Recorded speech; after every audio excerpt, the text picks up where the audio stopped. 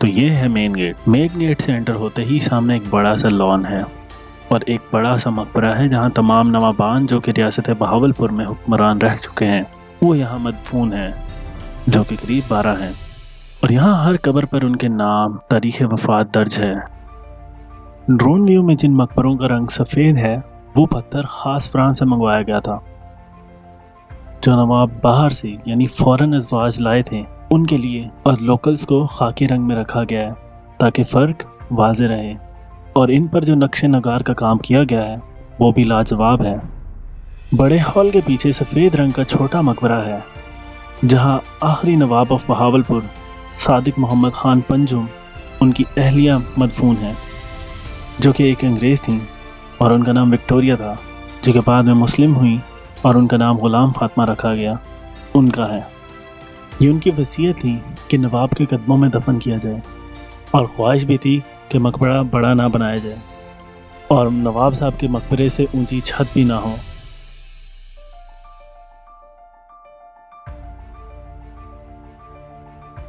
باقی ہال میں جو قبریں موجود ہیں جو نواب فیملی سے تعلق رکھتے ہیں ان کی ہیں، اور ان پر نمبر درج ہیں جن کا ریکارڈ موجود ہے۔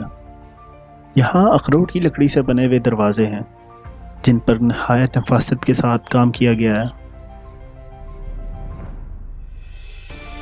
شہزادہ رحیم یار خان نواب محمد صادق پنجم کے پہلے بیٹے تھے۔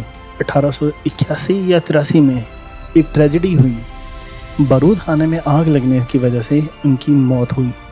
ان کو میموریبل رکھنے کے لیے نوشہرہ کا نام چینج کر کے رحیم یار خان رکھ دیا گیا۔ 1930 میں اس کو ضلعی ہیڈ کوارٹر نامزد کیا گیا، اور 1942 میں کئی صنعتی یونٹ کی آمد کے ساتھ صنعتی زون اور کاٹن سینٹر بن گیا اور پورے شہر میں فیکٹریز لگا دی گئیں۔ نواب صادق محمد پنجم ان کا سب سے بڑا کام جو ہمیشہ یاد رکھا جائے گا، جب پاکستان معرض وجود میں آیا تو حکومت پاکستان کے پاس اپنے امپلائیز کو دینے کے لیے تنخواہیں نہیں تھیں، جو کہ صادق محمد پنجم نے اپنے خزانے سے ادا کی۔ کہانی بہت لمبی ہے، اس کی ڈیٹیلز اور بہت ساری ہیں۔ نواب صادق محمد پنجم کے اور بہت سے کارنامے ہیں۔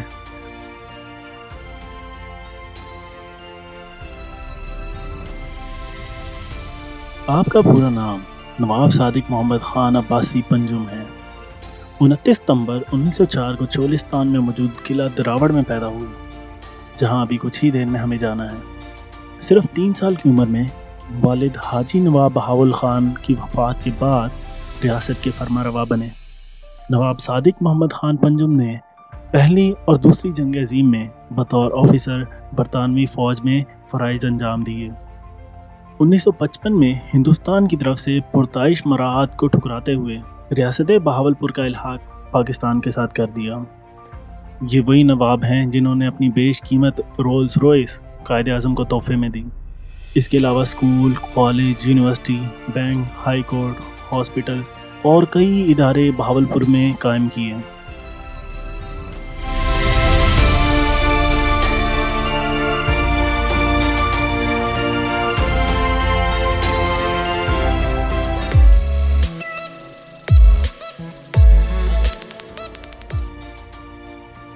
تو رائل قبرستان کو ایکسپلور کرنے کے بعد ہم ایک بار پھر سے ٹریک پر گئے، بٹ بیکاز ریئلی میں ابھی بہت ٹائم ہے تو کیوں نہ ایک بار دراوڑ فورٹ ہو لیا جائے۔ چولستان ڈیزرٹ اتنا بڑا ہے کہ آپ یہاں پر ہر طرح کی آف روڈ ایکٹیویٹی کر سکتے ہیں، اور مہرو کے لیے یہ ایک امتحان سے کم نہیں ہے۔ مہرو کو ہم نے ٹریک پر چلایا، آف روڈنگ کی اور بہت کچھ۔ تو ابھی چلتے ہیں فورٹ دراوڑ اور جانتے ہیں لوکل سے اس کے بارے میں۔ اور مزے کی بات یہ ہے کہ جیپ ریلی کے موقع پر فورٹ دراوڑ کے چاروں طرف لائٹنگ کی ہوتی ہے اور یہاں میلے جیسا سما ہے۔ تو چلیں شروع کرتے ہیں۔ مہرو کی مٹی سے بچتے ہوئے ایک گاڑی سے نکالتے ہیں سامان۔ ساجد فرام زمانہ چالی اور زین بلو تیرے نخرے ہزار، ان کو لے کے چلتے ہیں فورٹ دراوڑ کے کھنڈرات میں اور جانتے ہیں دراوڑ کی ہسٹری کو۔ قلعہ دراوڑ جو کہ کئی صدیاں گزرنے کے بعد بھی اپنی اصلی حالت میں موجود ہے۔ بہاولپور ریاست کی تحصیل یزمان میں واقع اس کا وجود قریب 1300 سال پرانا ہے۔ اسٹیٹ آف راجستھان کے شہر جیسلمیر کے ایک راجپوت ہندو حکمران 9ویں صدی عیسوی میں اس کو تعمیر کیا، جس کے بعد نواب آف بہاولپور سر صادق محمد خان نے 17ویں صدی عیسوی میں اس کو فتح کیا اور اس کی تعمیر نو پختہ اینٹوں سے کی۔ قلعہ دراوڑ بہاولپور سے 100 کلومیٹر کے فاصلے پر ہے۔ تحصیل احمد پور شرقی میں چولستان صحرا کے درمیان میلوں دور سے دیکھا جا سکتا ہے۔ قلعے کی دیواریں اور ان کی ساخت عہد رفتہ کی شان و شوکت کی مظہر ہیں اور اس خطے کی ماضی کی امین ہے۔ تاریخ دانوں کے مطابق چونکہ ریاست جیسلمیر اور موجودہ بہاولپور ریاست کے قدیم جٹ بھٹی راجپوت حاکم راول دیو راج بھٹی نے 800 عیسوی میں اس قلعے کی تعمیر کروائی، اس لیے اس کا نام دیو راول قلعہ تھا، جو بگڑ کر دیو راوڑ اوڑ اور اب دراوڑ ہو گیا ہے۔ لفظ دیوا سنسکرت یا ہندی کے لفظ دیوتا کا اختصار ہے اور اس کی مزید مختصر صورت دیو ہے۔ چنانچہ راجہ دیو نے جو چولستان کی وادی ہاکڑا میں جو قلعہ بنایا تھا، اس دور میں اس کو ڈیوا اور دیوا کہا جاتا تھا، اور یہ سنسکرت زبان کا لفظ ہے، اس کا مطلب قلعہ یا فورٹ ہے۔ اس طرح ڈیوا اور سے مراد راجہ دیو بھٹی کا قلعہ ہے، جو بعد ازاں دراوڑ مشہور ہوا، جو بعد میں راجہ دیو کے خاندان سے حاکم بہاولپور صادق محمد خان کے خاندان کی ملکیت بنا۔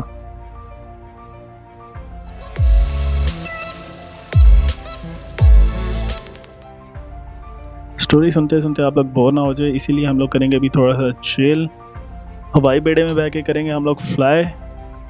آپ لوگ فری ہو تو سبسکرائب کا بٹن دبا دو۔ تو تھوڑی سی جولے مائیاں کر کے پھر سے سٹوری سٹارٹ کرتے ہیں۔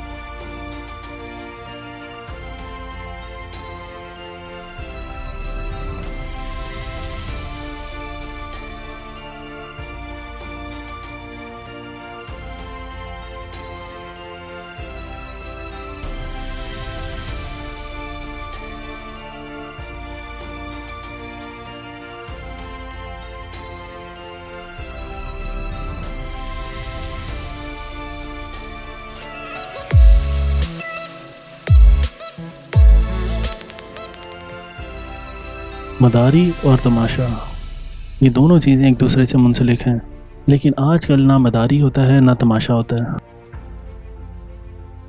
صرف لوگوں کو اکٹھا کیا جاتا ہے، 4 باتیں سناتے ہیں اور سب ختم۔ سانپ اور نیولی کی لڑائی، بندر کا تماشا، یہ سب افسانے ہیں۔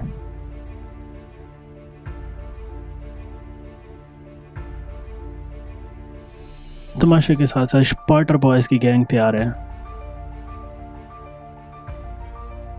Boys with alter bikes race کے لیے تیار ہیں۔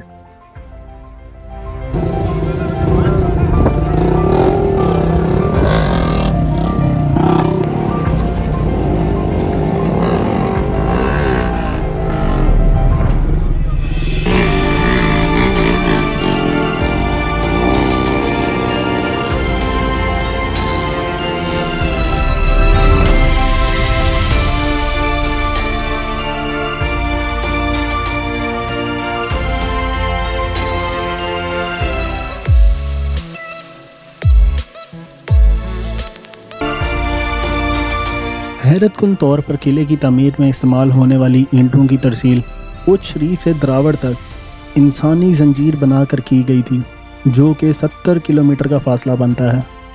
1733 میں صادق محمد خان اول نے اس قلعے کو فتح کیا، اگرچہ 1747 میں راجہ راول سنگھ نے اس پر دوبارہ قبضہ کر لیا، لیکن 1804 میں نواب مبارک خان نے دوبارہ حاصل کر لیا۔ اس کے بعد سے یہ بہاولپور کے حکمرانوں کی شاہی رہائش گاہ بنا رہا، اور یہیں عباسی رائل گریو یارڈ ہے، جہاں عباسی فیملی کے تمام بزرگ اپنی آخری آرام گاہ میں موجود ہیں۔ نوابوں کے مختلف ادوار میں وقتاً فوقتاً مینٹیننس اور اپ گریڈیشن چلتی رہی، لیکن ریاست کا دارالحکومت بہاولپور بننے کی وجہ سے بعد میں آنے والے حکمرانوں کی توجہ کم ہو گئی، اور یہ قلعہ بہت خستہ حالت کا شکار ہو گیا، جس کی بنیادی وجہ آج بھی قلعہ نوابوں کی ملکیت ہے۔ قلعہ دراوڑ کے قریب کئی آثار قدیمہ کے مقامات ہیں جو آدھی سندھ کی تہذیب سے بھی پرانے ہیں۔ لیکن آج تک یہاں کھدائی نہیں کی جا سکی۔ قلعے کے ساتھ موجود تالاب کے بارے میں کہا جاتا ہے کہ اس کی تہ پیتل کی دھات سے بنائی گئی تھی تاکہ بارش کا پانی صحرا میں جذب نہ ہو۔ یہاں مین کمپاؤنڈ سے گزرتے ہوئے زیر زمین سرنگیں ہیں۔ ان خفیہ سرنگوں کا جال بچھانے کا مقصد جنگ کی صورت میں خفیہ راستوں کے طور پر استعمال کرنا تھا، لیکن اب ان کو سیکیورٹی کی خدشوں کی بنا پر بند کر دیا گیا ہے۔ زیر زمین نیچے کئی 100 فٹ کمرے بنائے گئے تھے جہاں تک پہنچنے کے لیے ریل ٹریک بنایا گیا تھا، اور عقب میں قید خانے تعمیر کیے گئے تھے جن میں قیدیوں کو رکھا جاتا تھا۔ قلعے کی دیواریں حیرت کن طور پر 10 فٹ تک چوڑی ہیں۔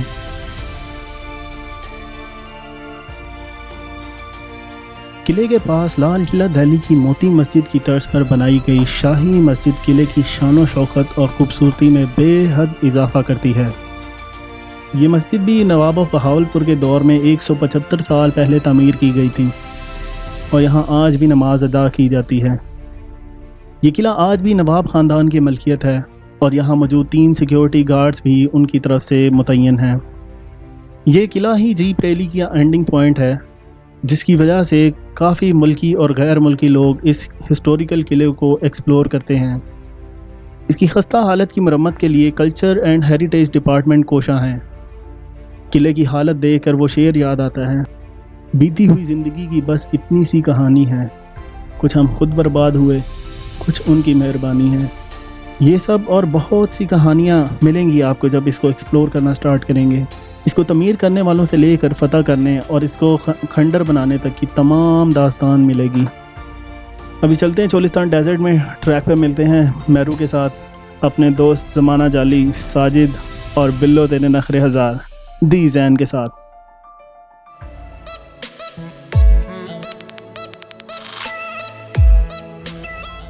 چولستان ایک بہت بڑا صحرا ہے۔ کہا جاتا ہے چولستان ہزاروں انسانوں اور جانوروں کے سر پر منڈلاتے موت کی سرزمین ہے۔ اس صحرا کو لوکل زبان میں روہی بھی کہا جاتا ہے۔ پاکستان کے جنوب میں واقع تھر کا حصہ ہے، جو کہ پنجاب کا سب سے بڑا صحرا ہونے کا اعزاز رکھتا ہے۔ یہ علاقہ ہمیشہ ایسا نہیں تھا۔ یہاں پر میٹھے پانی کی ندیاں بہنے کی وجہ سے یہ کافی ہرا بھرا تھا، جبکہ آج کل یہاں ہر طرف ریت ہی ریت ہے۔ چولستان جو کہ بہاولپور، بہاول نگر اور رحیم یار خان کے رقبے پر محیط ہے۔ چولستان کا کل رقبہ 25,800 اسکوائر کلومیٹر ہے۔ اس کی لمبائی 480 کلومیٹر اور چوڑائی 32 سے 192 کلومیٹر ہے۔ چولستان کا 81% حصہ ریتلا ہے، جبکہ 19% حصہ جھاڑیوں میدانی علاقوں پر مشتمل ہے۔ یہاں سے قریب ترین شہر بہاولپور ہے۔ چولستان کی آبادی تقریباً 1,55,000 کے قریب ہے۔ چولستان میں سب سے بڑا مسئلہ پانی کا ہے۔ یہاں پانی آج کل تقریباً ختم ہو چکا ہے، جبکہ ایک وقت تھا جب یہاں سے دریائے ہاکڑا گزرا کرتا تھا۔ چولستان کے لوگوں کا ذریعہ معاش جانور ہیں۔ یہاں کے لوگ بھیڑیں، اونٹ اور گائے پالتے ہیں۔ ایک اندازے کے مطابق یہاں تقریباً 16 لاکھ گائے موجود ہیں۔ چولستان میں اونٹ کو گوشت، دودھ اور نقل و حمل یعنی کہ سواری کے لیے استعمال کیا جاتا ہے۔ یہاں 2 طرح کے اونٹ پائے جاتے ہیں، مریچا یا مہرا، جو دوڑ اور رقص کے لیے استعمال ہوتے ہیں، جبکہ بریلا نسل کے اونٹ دودھ کی پیداوار کے لیے استعمال کیے جاتے ہیں۔ بریلا نسل کی اونٹنی تقریباً 10 سے 15 لیٹر دودھ دیتی ہے۔ چولستان میں قریب 99 مختلف نسل کے پودے پائے جاتے ہیں۔ چولستان میں قریب 11 بڑے قلعے موجود ہیں، جن میں سے ایک قلعہ دراوڑ جو کہ اپنی بے مثال فن تعمیر اور مضبوطی کی زندہ مثال ہے۔ 17 سال پہلے یہاں پہ جیپ ریلی کا آغاز ہوا، جو کہ یہاں سیاحت کا سب سے بڑا ذریعہ ہے۔ اس ریس میں لوکل، فارنر سبھی حصہ لیتے ہیں۔ یہاں کے لوگ غربت کے باوجود بہت مہمان نواز ہیں، جو کہ اپنی حیثیت سے بڑھ کر مہمان نوازی کرتے ہیں۔ یہاں قلعہ دراوڑ کے علاوہ قلعہ اسلام گڑھ، قلعہ میر گڑھ، قلعہ جام گڑھ، قلعہ موج گڑھ، قلعہ مروت، قلعہ پھولرا، قلعہ خان گڑھ، قلعہ خیر گڑھ، قلعہ نواں کوٹ اور قلعہ بجنوٹ شامل ہیں۔ تاریخ کے اعتبار سے چولستان بہت پرانی تہذیب کا حامل ہے۔ یہاں بہت سی بستیاں ملی ہیں جن کا تعلق ہڑپا ثقافت سے ملتا ہے۔ قدیم زمانے میں یہ حصہ تجارت کا مرکز بھی تھا۔ یہی وجہ ہے کہ یہاں قریب 11 قلعوں کی تعمیر ہوئی۔ تو یہ تھی چولستان کی شارٹ سی سٹوری. چولستان کے بارے میں مزید بہت ساری کہانیاں، قصے اور ڈیٹیلز موجود ہیں. یہاں پر ہم لوگ اپنی مہرو کو ٹیسٹ کرنے آئے تھے، تو یہاں پر ہم نے ڈرفٹ کیا، سکیٹ کیا، سب کچھ کیا. یہ ایک ایریا جہاں پر آپ اپنی ہر طرح کی خواہشات جو ہیں گاڑی کے ساتھ پوری کر سکتے ہیں. تو وقت ڈھلتے ہی، کیونکہ جیپ ریلی کے شارٹس ہم لوگ مس کر چکے تھے، تو ہم لوگوں نے اپنا انٹرٹینمنٹ کیا. ٹریک پر 1-2 بار ہم لوگ اسکیپ ہوئے، اور یہ ڈیزرٹ اتنا بڑا ہے کہ ہم لوگ ایک بار اپنے راستے سے بھٹک کر کہیں دور نکل گئے تھے صحرا میں ہی. پھر لوکل کی گائیڈز کے ساتھ ہم لوگ واپس آئے. جیپ ریلی کے موقع پر یہ ایریا ریڈ ہاٹ ہوتا ہے. You should visit once. اور ہم لوگ دعا کرتے ہیں کہ اللہ پاک چولستان کے اس حصے پر بارش نازل فرمائے تاکہ یہاں کی گرینری واپس آ سکے، بیکاز یہاں کا زیر زمین پانی بہت کڑوا ہے جو کہ فصلوں اور جانوروں دونوں کے لیے نقصان دہ ہے. اور اسی کے ساتھ ہم لوگوں نے اپنا واپسی کا سفر شروع کیا. واپسی ہم لوگ وائے موٹر وے آئے بیکاز بہت تھک چکے تھے. It was a continuous drive from Lahore to Cholistan. پورا دن ایکسپلور کیا اینڈ رات کو واپس بھی آئے. تو بنا سوئے ٹریول کیا. اٹ واز ہیل فن. ملتے ہیں اگلی ویڈیو میں، تب تک کے لیے اللہ حافظ.